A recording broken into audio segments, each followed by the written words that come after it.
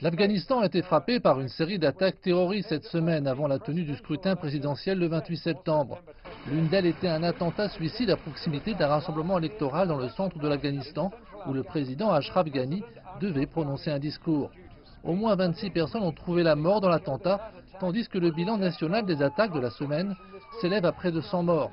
Des centaines de personnes ont été blessées, ce qui rappelle les risques de l'élection prévue pour la fin de la semaine prochaine, qui intervient dans l'ombre de l'échec des pourparlers de paix entre les États-Unis et les talibans, qui ont ouvertement déclaré qu'ils voulaient empêcher la candidature du président Ghani pour un second mandat de 5 ans.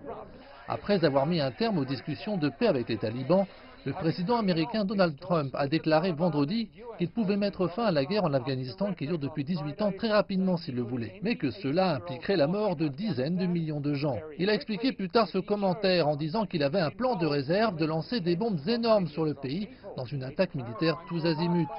Les officiels ici disent que plus de 140 000 soldats afghans et policiers ont été déployés pour protéger 28 000 bureaux de vote, bien que près de 50% des zones électorales devraient rester fermées pour raison de sécurité. Plus de 9,5 millions d'électeurs sur les 32 millions de citoyens que compte le pays sont enregistrés sur les registres électoraux, mais pourraient bien rester chez eux par crainte d'insécurité, ce qui pourrait nuire à la légitimité du vainqueur éventuel.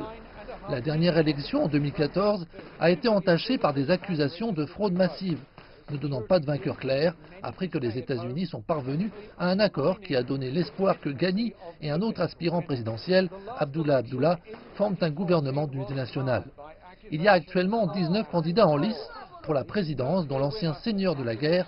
Gulbuddin Hekmatyar, dont les combattants sont accusés d'avoir tué des milliers de personnes dans la capitale durant la guerre civile des années 90.